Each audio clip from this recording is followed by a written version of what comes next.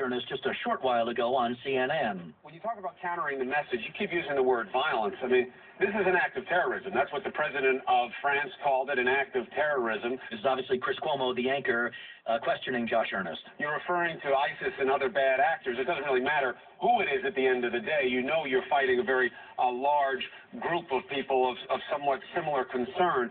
Do you see this as an act of terrorism, and is this something that has to be condemned on that level?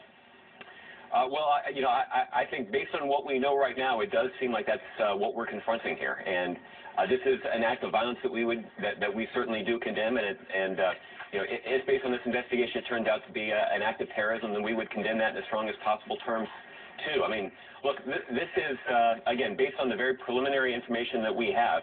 This isn't just an attack, as you point out, Chris, on the people of France and on innocent civilians.